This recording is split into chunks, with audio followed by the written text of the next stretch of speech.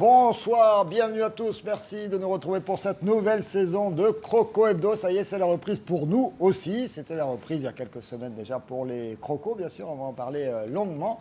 Mais ça y est, TV Sud est de retour avec ce nouvel horaire, 19h, notez-le bien, pour ce rendez-vous hebdomadaire de Croco Hebdo. C'est dans le nom, on ne peut pas se tromper, c'est hebdomadaire. Et la rentrée, alors regardez, on a fait les choses bien.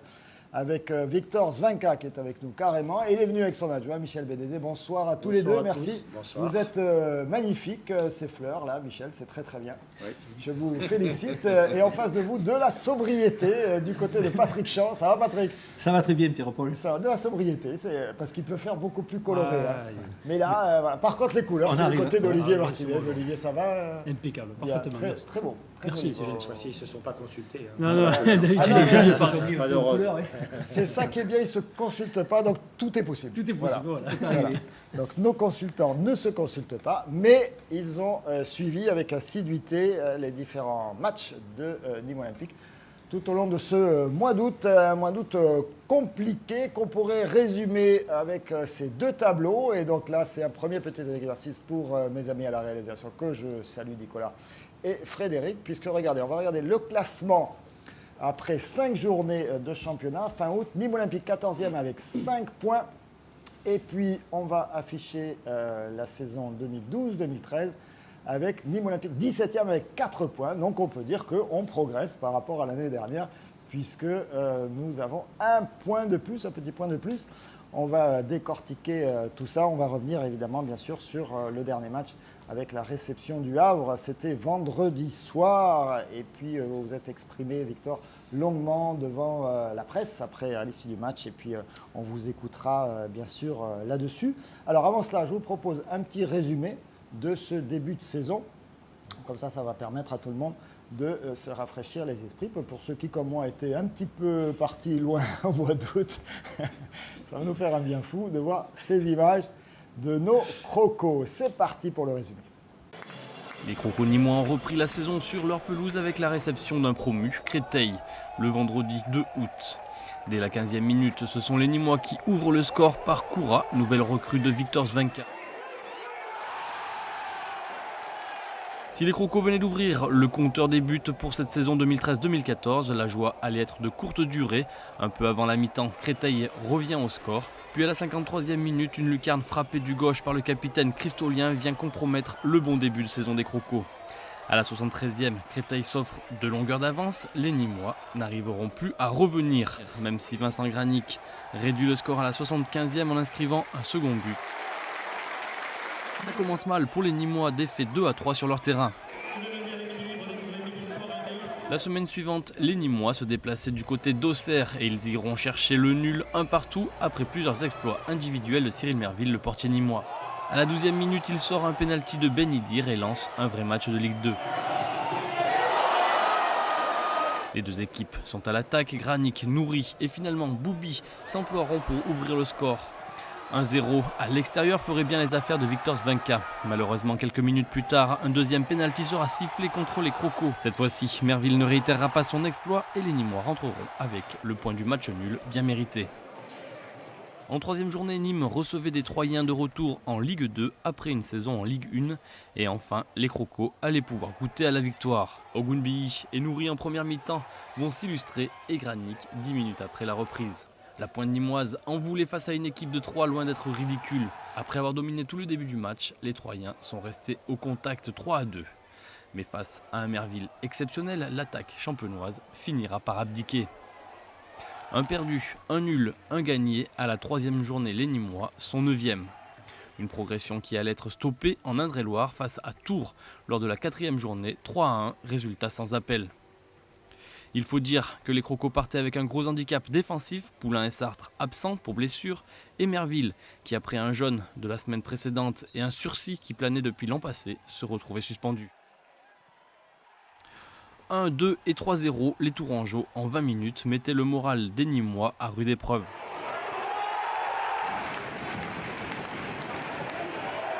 Et c'est le capitaine Pierre Boubi qui sauvait l'honneur à la 64e minute sur un coup de pied arrêté frappé par Ogunbi qui l'accompagnait de la tête et trompait le portier du Tour FC. Les Nîmois repiquaient à la 14e place du championnat avant la réception du Havre. Voilà le résumé pour ce mois d'août avec bien sûr le dernier match du mois. C'était vendredi soir face au Havre. On y reviendra dans un instant avec les grands chantiers de ce début de saison. Victor Zwenka, la défense, l'attaque également, le milieu de terrain, les difficultés, les blessures. On va revenir sur tout ça avec donc la 5e journée. C'était vendredi soir au Costières. Nous y étions avec les images d'Olivier Michel. Et l'envie pour tout le groupe, on imagine, de finir en beauté ce mois d'août.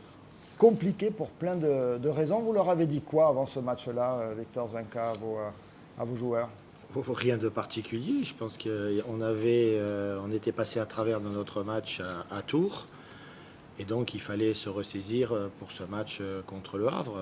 On sait que c'est une équipe de qualité, composée de très bons joueurs. Et donc, il fallait s'en méfier. Mais il n'y avait pas de question à se poser si nous, on jouait à notre niveau.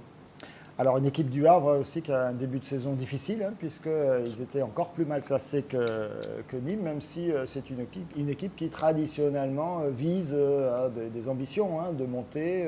Ce sont des gens qui font l'ascenseur périodiquement, même si là, ça fait quelques saisons maintenant qui sont pensionnaires de Ligue 2. Alors, on va voir des images de cette première mi-temps. Et une première mi-temps qui a été, messieurs, vous y étiez au match, contrairement à moi, un peu sens unique, mais pas le sens que l'on espérait, Olivier. Moi, on a eu un bon premier quart d'heure. J'ai trouvé que les Nîmois étaient bien rentrés dans la partie, contrairement à ce que j'ai pu entendre ou lire. Puis après, c'est vrai qu'on n'a pas compris. Ça a été d'un coup... Après, ça a été le néant, quoi. On avait beaucoup d'espace entre les lignes, le bloc qui était complètement, on va dire, déchiré. Et quand on court après le ballon, forcément, on concède beaucoup d'occasions. Et j'ai trouvé nos latéraux en grande difficulté aussi, sur les côtés. Voilà, après, il y a tellement de choses après à dire que c'était compliqué après. Alors là, on voit une sélection d'actions. On a bien vu cette action nîmoise, mais c'est une des rares actions.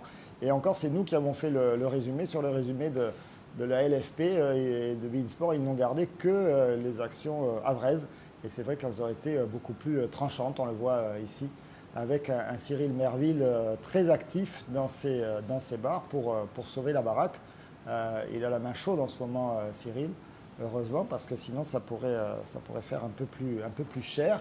On va laisser dérouler ces actions. Vous l'avez dit, Victor, effectivement, à l'issue de ce match-là, cette première mi-temps, un premier quart d'heure encourageant, et puis tout à coup, ça s'est désuni. Comment vous l'avez expliqué, ça? Moi, de toute façon, quand je regarde après le match, quand on veut jouer un match de football, il faut jouer en 11 d'abord. Et je pense que dans le premier quart d'heure, tout le monde était là, tout le monde avait envie, le ballon tournait bien, ça allait vite. En fin de compte, on respectait un peu tout ce que j'avais demandé, j'avais travaillé pendant 2 jours la circulation du ballon, aller très vite devant, être en mouvement, lâcher le ballon plus vite. Donc tout ça a été bien respecté. Et au bout d'un quart d'heure, poum, plus rien. Alors après, c'est une question d'équilibre. Comme je le dis, pour bien défendre, il faut défendre à 11. Et quand de mes attaquants, ça part un petit peu en sucette, c'est tout l'équilibre de l'équipe qui part aussi en sucette. Parce que on pourra faire plein de reproches à mes défenseurs, on pourra faire plein de reproches à mes milieux de terrain. Mais quand vous avez la possibilité de repartir proprement de derrière, de pouvoir faire des relances tranquilles et de mettre de bons ballons aux attaquants havrais qui ont quand même de la qualité, derrière, on se retrouve en grande difficulté. Et c'est vrai que dans ce match-là, il y a eu, c'est sûr, de la maladresse d'abord de l'équipe du Havre, et puis 2-3 arrêts naturellement de Merville qui nous a bien remis et qui nous a laissé dans le match. Voilà, qui nous a laissé dans le match, parce qu'effectivement, si à ce moment-là, le Havre marque, alors en même temps, parfois, on a connu des Nîmois à réaction, c'est-à-dire attendant de prendre un but pour vraiment montrer un vrai visage. Là, on n'a pas pris de but, du coup, on a continué comme ça sur la deuxième mi-temps également. On va voir les images avec un petit peu quand même plus d'opportunités en deuxième mi-temps. La deuxième mi-temps, pour moi, c'est le jour et la nuit. Parce que le Havre, si vous regardez bien, ils ont les 2 petites situations que nous. Déjà, dans les 5 premières minutes, on a 2 avec Nouri et 1 avec Sissoko. On a un but refusé de Koura, et Koura se présente 2 fois devant le gardien. Donc ça veut dire déjà que... Et de leur côté, il y a 1 ou 2 situations dangereuses. Donc je pense que la rentrée de Sissoko nous a permis de bien équilibrer, d'avoir un meilleur équilibre. Et puis derrière, il y a eu aussi la rentrée après de Koura qui nous a amené un petit peu de vitesse, nous a amené de la profondeur. On a joué plus simple et on a été beaucoup plus dangereux. Voilà. Vous voyez, cette action, là, je vois Nouri. Bon, on voit tout de suite que c'est, il est pas sur le plan physique et tout. Il n'est pas au mieux parce que ça, ce genre de situation, il est capable d'éliminer, il est capable de provoquer, d'amener pas mal de situations dangereuses. Et sur cette action-là, je lui fais le reproche, c'est qu'il part, il s'occupe de rien d'autre. Et il y a Ogunbi dans son dos qui est tout seul. Il suffit qu'il s'arrête ou qu'il s'emmène un peu sur le côté pour emmener le défenseur et remettre le ballon en retrait. Ogunbi se présente tout seul devant le gardien. Il a voulu Donc y aller, on manque un peu aussi, mais ça va de pair. Oui. Mais ça va de pair. Du moment qu'on est moins bien, la lucidité, on ne l'a pas. Puis disons que là aussi, ce qu'on a constaté, c'est-à-dire que la préparation, tous les joueurs n'ont pas eu la même préparation, il y a eu des blessures, etc. Tout ça, et disons que par rapport à la fin de saison dernière, tout le monde était au top physiquement, et là, il y a certains joueurs qui ont des trous, et c'est pour ça que cette semaine, je pense, je ne suis pas devin que ce soit Victor et Ménézé, ils font 2 entraînements journalier pour redonner un peu plus de tonicité et de jus à cette équipe-là, parce qu'on a vu un Granic qui d'habitude mène le groupe, et là il était en difficulté, malgré que techniquement il soit... Mais pour être bien techniquement, il faut que physiquement il soit au top. Et ça s'est senti énormément sur ce joueur. Il ne faut pas oublier quand même que bon, dans notre préparation, quand on voit l'équipe, c'est pas une excuse, mais bon, après, c'est sûr que les gars, ils n'ont pas le petit coup de rein, ils n'ont pas la lucidité, ils n'ont pas les duels, on ne gagne pas les duels. On vient de le voir donc, à l'instant, là, avec quand même une des actions de Koura, voilà, il y en a encore une autre, il y en aura encore une autre. On n'a pas toutes ces petites choses par le fait de la préparation, parce que aujourd'hui, je regarde sur les 11 que j'ai alignés là, dans ce match, le dernier match, il n'y a que Cordoval, Bosch et Boubi qui ont fait une préparation et qui ont suivi et qui ont fait tous les matchs. Tous les autres, où ils se sont arrêtés 1 semaine, 15 jours, 3 semaines. Ogunbi, il n'a pas joué pendant 4 mois. Ben Méziane, il n'a pas joué pendant 4 mois. Granic, il s'est entraîné, il ne s'entraînait pas, il avait mal, il n'avait pas mal. Il s'entraînait 1 semaine, il s'arrêtait 15 jours. Tout le monde n'a pas le même degré de préparation. Disons que c'est vrai quand même. On se retrouve en plus avec la chaleur. Bon, tu ne peux pas trop travailler parce que bon, c'est vrai que pour les joueurs, c'est difficile. Puis ensuite, on a eu 2 périodes où il y a eu 2 fois 3 matchs dans la semaine. Donc, il faut un peu de récupération. Donc, automatiquement, tu n'es pas bien. Donc, les résultats vont avec. Hein. Surtout, ce sont les cadres qui manquent, Victor. Alors, c'est-à-dire qu'il après, y a on va Benoît venir Poulain qui a quand même été le joueur certainement le plus constant et le plus régulier de la saison dernière, qui est quand même une pièce maîtresse, hein, qui a été reblessé. Après, il a fallu faire redescendre Boubi. Là, il a remis au milieu du terrain. Disons que l'harmonie de l'équipe, ça ressentait. Et puis, on a vu Fanchon qui est passé au travers une paire de matchs, aussi qui l'année dernière était super. Donc il y a beaucoup de joueurs qui ne sont pas au niveau, et il n'y a pas une équipe type qui s'est dégagée actuellement. Donc c'est ce qui fait actuellement, malgré qu'il y a eu pour moi un non-match en première mi-temps sur la dernière rencontre, mais ça fait partie du football. Mais je crois qu'une fois que Victor aura récupéré un petit peu tous ces joueurs cadres, ça devrait aller mieux. Alors c'est drôle parce que nos 2 meilleurs matchs, ça a été d'abord à Laval, après la réaction à l'élimination de la Coupe, le premier match de championnat qu'on avait raté. Donc en Coupe, on a été solide, on voulait faire un truc. On ne l'a pas dit, pour ceux qui ont raté les épisodes. Il y a eu et on ne prend pas de but. Et on prend pas de but. C'est le seul match. Avec le match du Havre où on n'a pas pris de but non plus. Dans tous les autres matchs, on prend des buts. On prend des buts. Voilà. Et puis l'autre match qui a été vraiment de qualité, parce qu'on est resté ensemble, on a passé 5 jours, on était un peu au frais, on va dire ça comme ça. On fait un super match à Laval. Moi, à Auxerre. Moi, à Auxerre, à la fin du match, je suis déçu parce que tu dois le gagner. Tu ne dois même pas faire match nul. Tu dois gagner à Auxerre. Donc, je me suis dit, ça y est, c'est bien. On vient d'enchaîner. Même contre Créteil, on n'a pas été si mauvais que ça. Contre Créteil, et on en parle souvent avec Michel, 11 buts encaissés, 9 fautes individuelles. 9 fautes individuelles. Erreurs identifiées sur... Et chaque fois un autre. Ou répétition de 1 ou 2 joueurs, par exemple, pour le match de Tours, où Fanchon, il est sur le premier et le troisième, hein, il est dans l'action, on va dire. Mais autrement, c'est des fautes individuelles que des fois je me dis, mais c'est pas possible de faire ce genre d'erreur. Manque de marquage, relance mauvaise, de passe parler, tu sors à contre-temps. Il y a tout qui est fait à l'envers. On prend des buts, on dirait que c'est des jeunes qui débutent. Alors c'est vrai qu'il manque, comme le disait Patrick, une pièce maîtresse qui est Benoît Poulain, qui est un peu la clé de voûte de la défense, en tout cas la saison dernière. Romain Sartre, il arrive, mais il est blessé presque immédiatement. Et du coup, il faut rebâtir une défense, ça complique. Comme l'année dernière. Comme l'année dernière. L'année dernière, il y avait 5 stoppers, j'en avais 4 à un moment donné qui étaient blessés. Donc j'étais obligé de faire jouer Parpex, qui nous a rendu service sur certains matchs, d'autres matchs c'est moins bien passé. Mais tu cherchais la défense parce qu'il y avait toujours des bobos. Cette année, on dirait que ça recommence. Le problème du stopper. On prend Sartre, il se blesse aussi. On a 3 stoppers, je me dis, avec 2 gars, 3 joueurs d'expérience, donc c'est bien pour l'année qu'on veut faire, avec les ambitions qu'on veut se donner. Voilà, on se dit, voilà, on va être solide. Et malheureusement, on passe complètement à travers de ce côté-là.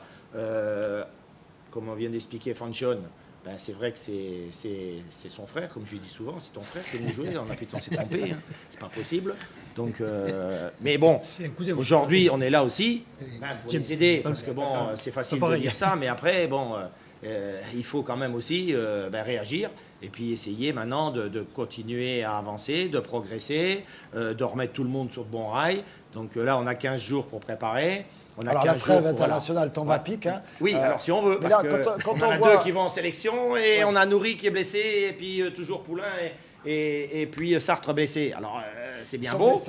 Oui, ils sont toujours blessés, alors tu ne sais pas quand est-ce qu'ils vont les récupérer. On ne sait pas. Voilà. Donc c'est vrai que ça avance pas trop. Donc pour moi, c'est d'essayer de composer quand même et d'essayer de faire le mieux possible jusqu'à tout le monde puisse revenir. Et après, quand ils vont revenir, on va revenir comme ça par le fait du Saint-Esprit. Il va sûrement leur falloir 1 match, 2 matchs, 3 matchs pour revenir aussi dans le rythme. Et au niveau aussi, moi j'ai vu en début de saison, après il a fait quand même quelques matchs plus que corrects, Kovacevic, là, qui n'a pas joué. Il faut peut-être qu'il prenne ses marques, mais je crois que ça va être quand même un plus, même si peut-être il n'est pas à son top niveau peut-être actuellement. Mais je crois que c'est, en tant que supporter, en tant qu'ancien coach, je crois que c'est un joueur qui va apporter énormément à ton équipe. Alors il a de l'agressivité, ça il n'y a pas de problème. Je pense que les gens aiment ça ici. Par contre, il va falloir qu'il progresse sur 2 choses. C'est d'abord dans sa circulation de balle, parce que il ne ressort pas le ballon assez vite. Il n'est pas assez disponible aussi, je pense. Et je crois que c'est un petit peu aussi un de nos soucis au milieu de terrain. Voilà, parce que le ballon, il n'y a pas de solution, très souvent. Donc on tape, on ne joue pas. Et le ballon, il ne fait que revenir. Donc ça nous met aussi en difficulté. Voilà. Et puis derrière, il faut aussi qu'il essaye de mieux canaliser toute sa bonne volonté. Parce qu'il court beaucoup de partout, il se dépense et il a des gros trous dans un match. Donc il faut aussi qu'il s'améliore de ce côté. Il a des absences, c'est compliqué à son poste. Ce qui est criard par rapport à Le Havre, c'est que l'an dernier, par exemple, un mec comme Granic, il demandait beaucoup de ballons, très disponible. Nourri ou Gounbi, ça demandait énormément. Ça fait qu'on cherchait la relance dans les pieds et on ne la perdait pas, le ballon. Aujourd'hui, quand il demande, souvent il perd le ballon. Et quand il ne demande pas, alors là, c'est long ballon devant. Et du coup, on est tout le temps en train d'essayer de récupérer le ballon. On ne l'a jamais en fait. Voilà. Ça manque de lien dans le jeu. Ça manque de lien. Et un gars comme Granic a fait beaucoup de bien quand il était là. On l'a passé à mais on le sait très bien, on l'a rencontré avec Michel, on a discuté avec lui. C'est une pièce importante de notre équipe. Sans lui, c'est compliqué. Faut savoir aussi, à un moment de temps en temps, dire un peu la vérité aux joueurs et leur dire l'importance qu'ils ont dans un groupe. Bon, maintenant, après, l'importance, c'est une chose. Après, il faut qu'il y ait les actes. Et je pense qu'aujourd'hui, il n'est pas tout à fait bien dans sa tête parce qu'il a des petits bobos, il ne s'entraîne pas tout le temps. Donc, il a fait un match exceptionnel. Un grand match à Auxerre. Il y fait un bon match aussi contre 3 quand on gagne parce qu'il marque but et il fait marquer. Voilà. Mais après, ça s'arrête là. Il a du mal. Il a du mal à répéter les matchs. Il a du mal à se faire violence de temps en temps sur le terrain. Et je pense que ça nous pénalise aussi. Et comme Ogunbi, qui aime bien jouer avec Granic, si on ne donne pas souvent la possibilité à Granic d'avoir le ballon, Ogunbi n'en a pas un moi aussi. Donc nos 2 joueurs qui sont les plus calés créatifs et qui ont le plus de qualité technique, on les voit moins. Donc le groupe devient moins bon. Voilà. C'est le collectif. C'est le collectif. C'est le collectif. C'est tout. On va écouter le capitaine. Non, c'est Aurélien Bosch d'abord. On aura Pierre Bobby dans un instant. Mais je le fais dans l'ordre pour ne pas compliquer la vie de mes collègues. Aurélien Bosch à l'issue de ce match contre Le Havre, le stopper de Nîmes Olympique. On est dans une phase où on se cherche encore défensivement. Donc on l'a vu encore en première mi-temps, on a concédé beaucoup d'occasions. Quand on a le ballon, on la perd très vite, donc forcément on prend beaucoup de vagues et avec la qualité technique de leurs attaquants, on a été mis à rude épreuve en première mi-temps. Voilà, on a fait le dos rond avec un peu de réussite, faut le dire, mais en ces temps difficiles, ne pas prendre de but, ça reste quand même une bonne performance pour nous, même si je vous dis, on a concédé beaucoup d'occasions en première mi-temps. Dans l'animation offensive aussi, on a beaucoup de choses à régler, on se crée peu d'occasions dans le jeu. Là, le peu qu'on s'est créé ce soir, c'est sur des erreurs défensives adverses. Donc voilà, mais je vous dis, on recherche une cohésion dans le jeu. Notre jeu de l'année dernière, on est loin de l'avoir retrouvé cette année. Donc voilà, on est en recherche d'identité. Je pense que pour pouvoir... on manque de lucidité parce qu'on passe notre temps à courir après le ballon. Donc forcément, le peu de temps qu'on a, on le repère. Enfin, on a du mal à le garder parce qu'on manque de lucidité. Donc voilà, il faut travailler ensemble dans la récupération pour moins faire d'efforts et pouvoir être plus percutant dans les zones offensives. En Ligue 2, une équipe qui veut être performante et présente un bon bloc défensif. Nous, on a pris 9 buts en 4 matchs avant celui-là. Ça fait en 5 matchs maintenant, mais voilà, on ne peut pas prétendre à grand-chose si on prend tant de buts. Donc voilà, certes, c'est les défenseurs, mais je pense qu'on est à la recherche d'une unité dans l'équipe. Et voilà, on doit faire les efforts ensemble. On n'est pas tous ensemble justement dans la récup du ballon. On court beaucoup pourtant. Je peux vous assurer qu'on court beaucoup, mais pas tous ensemble. Donc forcément, on fait beaucoup d'efforts pour lui. Victor Zwenka sort de ce corps, mais il a votre discours. Vous n'êtes pas concerté pourtant. Hein, c'était le même poste. C'était le même beaucoup de poste, lucidité. Beaucoup de lucidité, même dans le constat de l'absence de lucidité. Aurélien Bosch. De toute façon, on dit souvent aussi, si tu défends bien, tu attaques bien. Et là, je pense qu'aujourd'hui, on n'en est pas capable. Et encore, on marque des buts. Parce que bon, c'est vrai que la première question, on m'a posée après le match. Ouais. Ah, mais on n'a pas marqué de but cette fois-ci. Ah oui, en 5 matchs, c'était la première fois qu'on ne marquait pas. Bon, c'est un peu aussi. Oui. Mais on n'en a pas pris non plus. C'était la première fois aussi. Ouais. En championnat, je parle. Hein. On écoute Pierre Boubi, du coup capitaine en l'absence de Benoît Poulain, lui en défense centrale, un petit peu son poste tel que vous l'avez repositionné, hein, c'est en milieu défensif. Pierre Boubi, toujours au micro d'Olivier Bichet. On fait un début de championnat où on a Benoît qui est pas bien, on a Romain qui a des pépins aussi, donc voilà, on a joué avec un jeune. On a joué avec un jeune dans l'axe, moi j'ai joué dans l'axe à droite à Tours, voilà, c'est du bidouillage derrière, on n'arrive pas encore on n'a pas l'effectif au complet, même si voilà, faut pas s'appuyer sur se trouver des excuses par rapport à ça. On a un groupe qui est de qualité, je pense, mais ouais, je pense qu'il faut qu'on arrive à défendre tous ensemble et puis à perdre beaucoup moins de ballons, pas toujours aller à fond, qu'on essaie de faire 4 passes de suite correctement pour essayer qu'au milieu on souffle et puis qu'on ait le temps de monter le bloc, quoi. Parce que là, au bout de 50 minutes, on est carbo, quoi. Des carbos au bout de 50 minutes, voilà, c'est sûr, parce que bon, moi, quand je vois le match de Tours, on n'a pas fait une bonne première mi-temps, hein, puisque c'est 3-0 à la mi-temps. Mais quand je vois les 3 buts, tu passes un quart d'heure difficile, disons une occasion ou 2, c'est tout, parce que rien à faire pour le gardien, rien. Il prend 3 buts et il a peut-être 2 arrêts à faire dans le match. C'est pas du tout un match compliqué pour nous à Tours. Hein. Par contre, au moment où on commence à sortir la tête de l'eau, qu'on se retrouve bien, une mauvaise relance, bing, derrière, punition. Donc c'est sûr qu'après, tu essayes de revenir tout doucement au score, mais puis après tu en fais une deuxième, puis tu en fais une troisième juste avant la mi-temps. Donc quand tu perds 3-0 à la mi-temps, c'est compliqué. Hein. Alors là, tu te dis combien tu vas en prendre, parce que là, c'était à chaque fois qu'ils attaquaient, c'était presque... Et après, c'est vrai que du coup, la peur ou une forme de peur s'installe de prendre un carton. Donc voilà, on se recroqueville derrière. Et derrière, tu fais plein de fautes. On va, messieurs, marquer une courte pause. Il va se passer plein de choses sur votre antenne. Nous, on se retrouve dans un instant pour les prolongations, le supplément de Croco Hebdo. Et oui, cette année, on a décidé d'en faire un petit peu plus, d'en rajouter. À tout de suite.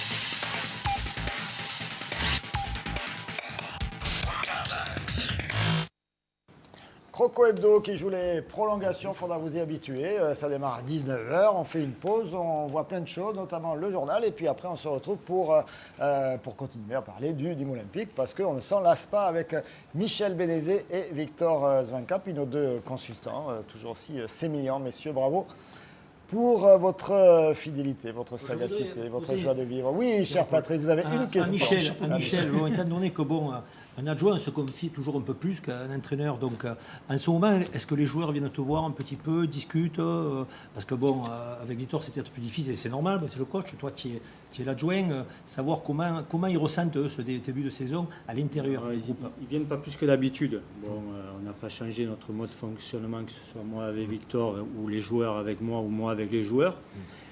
Ceci dit, je pense qu'il y a une demande un petit peu plus importante. Les joueurs aiment se revoir au niveau des matchs, ce qui était le cas l'année dernière, mais on avait 2-3 joueurs. Là, on a beaucoup plus de joueurs qui sont vraiment intéressés sur leur performance. Ce matin, on a reçu un joueur dans notre vestiaire pour lui expliquer, enfin le coach lui a expliqué deux, trois situations. Il avait demandé auparavant ces 2 derniers matchs. Donc, il y a une recherche et un travail individuel qui est fait, pas sur la totalité de l'effectif, mais un petit peu plus que l'année à leur passée. initiative.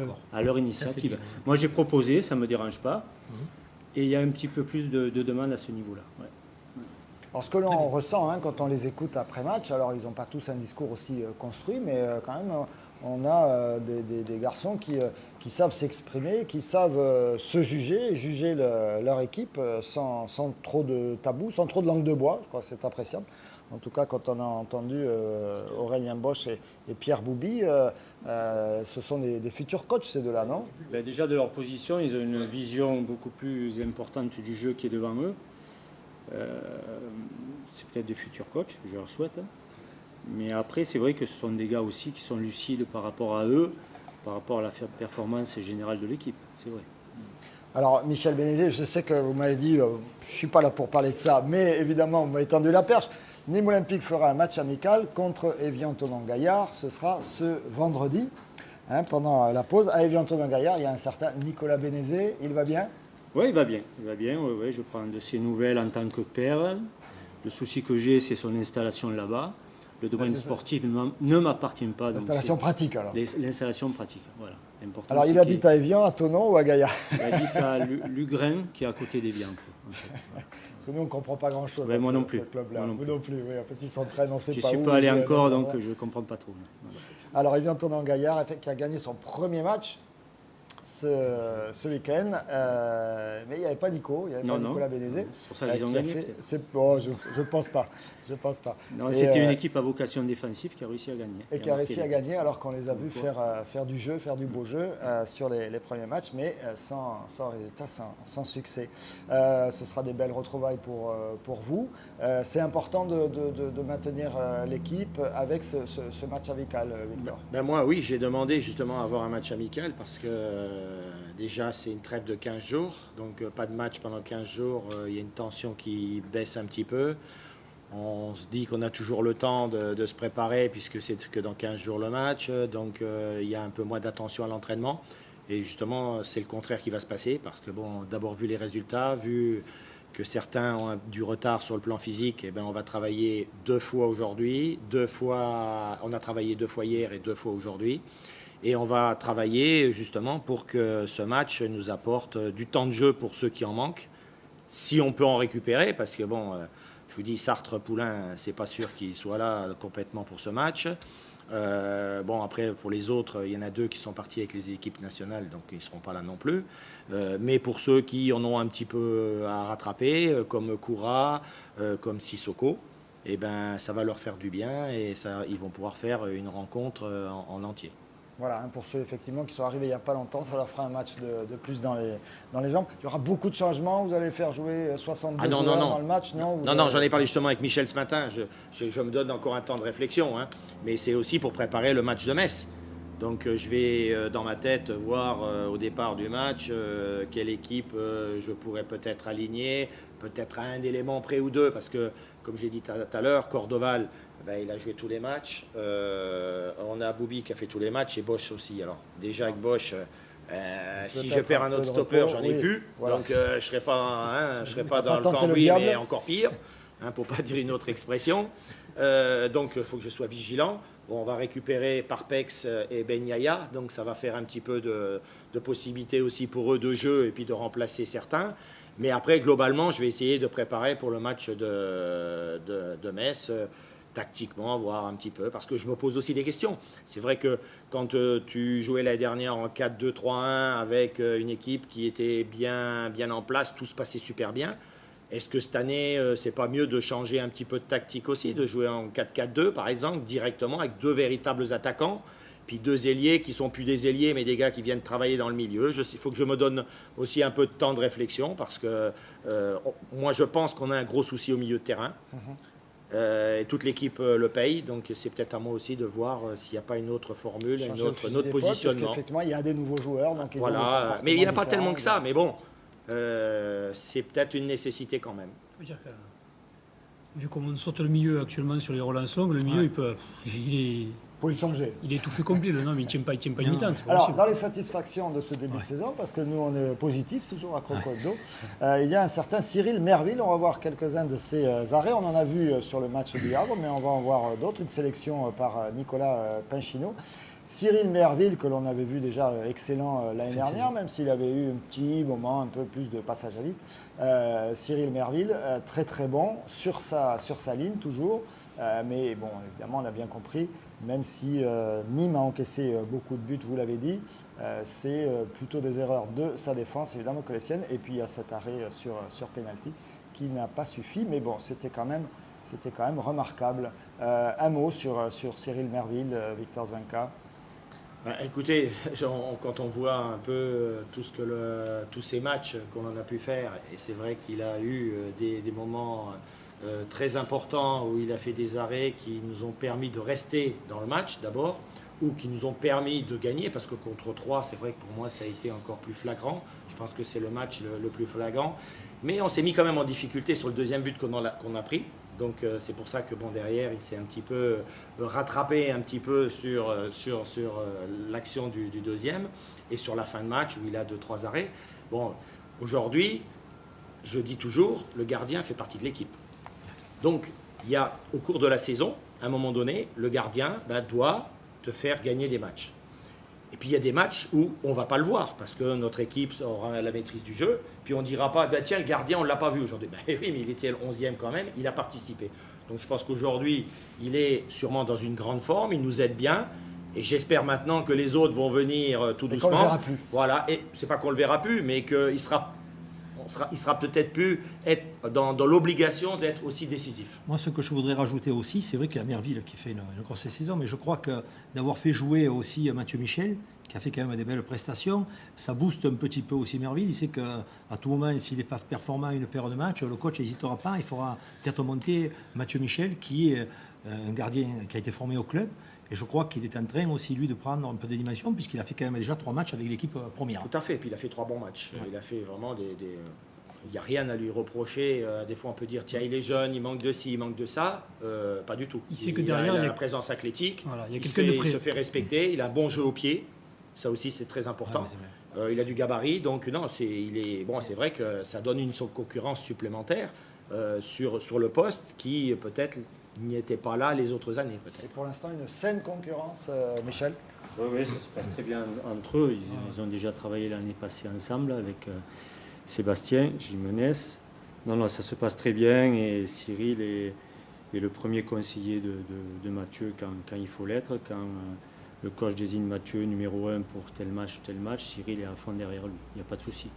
Et c'est un passage de relais, puisqu'il y a la trentaine et la vingtaine. Il n'y a pas de souci entre ces deux gardiens.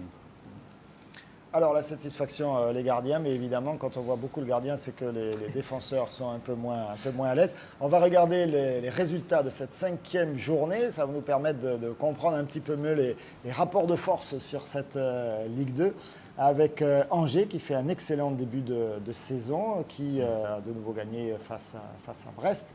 Le CAB de Bastia, ça reste, pour moi qui suis de là-bas, ça, toute l'année, j'en reviendrai pas. Les Noirs. Pour moi, c'était l'équipe de quartier quand j'étais gamin, et ils sont en Ligue 2. Voilà, tout est possible. Mais en Corse, tout est possible. Tout est possible en Corse. Istres-Auxerre, Auxerre qui a du mal quand même, même si c'est un club qui aspire à aller très très haut. Troyes qui a du mal, pourtant on les a vus qui descendent de Ligue 1. Lens qui est l'ogre, c'est le nouvel ogre de cette Ligue 2. Alors c'est pas un Géorgien, c'est un Azerbaïdjanais, le nouveau boss là.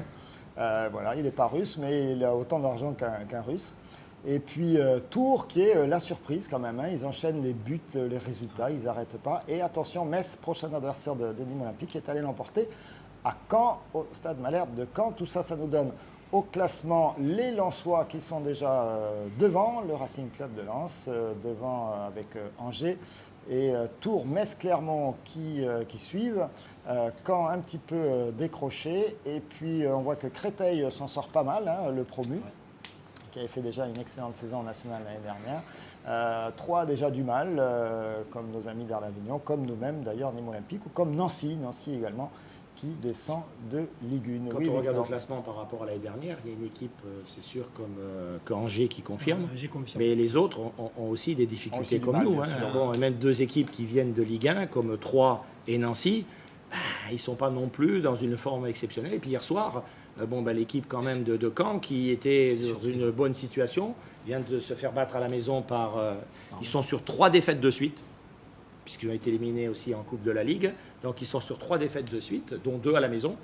Et donc ça montre bien que ce championnat est difficile et que même si tu as des fois pour certaines de l'ambition, parce que tout à l'heure vous parliez du Havre qui a des ambitions, mais quand ils ont pratiquement 4 ou 5 millions de plus que nous de budget. Donc ça aussi, ça compte hein, dans un recrutement pour faire Bien sûr, venir ouais. des joueurs et tout. Donc on voit que ces équipes-là, ils sont quand même derrière nous et que même si nous on a raté notre début pour l'instant, et raté c'est un grand mot, je dirais pour l'instant on n'a pas la confirmation de ce que l'on faisait l'année dernière. Voilà. Voilà, on n'a pas la confirmation. On espérait une amélioration. Hein. Voilà. Bon, nous, on espère Oui, toujours. oui, tout à fait. On se rappelle aussi du début de saison en national il y a 2 ans avec les 3 défaites de rang sur les 3 premiers matchs. On se rappelle l'année dernière. C'est vrai que ça avait été encourageant dans le jeu l'année dernière au mois d'août, même si les résultats n'étaient exact. pas là. C'est vrai que cette année, il y a un petit point de plus, mais on est un peu moins rassuré par la Oui, qualité mais bon, quand du on regarde jeu. nos matchs contre, par exemple, qu'on avait commencé à perdre contre Caen à la maison, on avait été en difficulté. Après, on perd, je crois, Auxerre. aussi contre Ajaccio.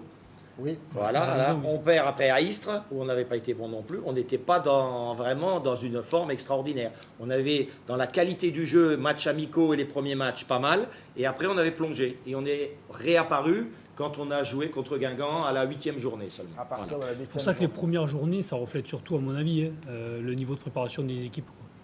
Je pense que quand on aura digéré les premières journées, on verra à peu près où c'est qu'on en est au niveau sur la valeur des équipes. Mais là, je ne suis pas sûr qu'on regarde ça à la trêve, qu'on ait les 3 mêmes équipes devant, quoi.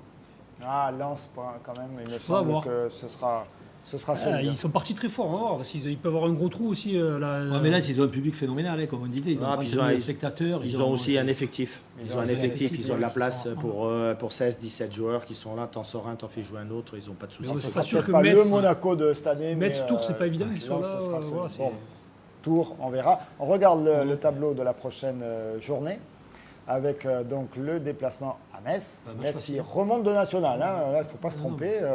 Metz, ça fait partie des monuments du foot français. Mais là, on est bien d'accord, ils remontent de national. Mais bon, ils sont ambitieux, c'est normal. Et puis, il y aura le déplacement de Caen. Je cherche Lens qui ira au Havre. Voilà, là aussi, des habitués de l'ascenseur entre la Ligue 1 et la Ligue 2.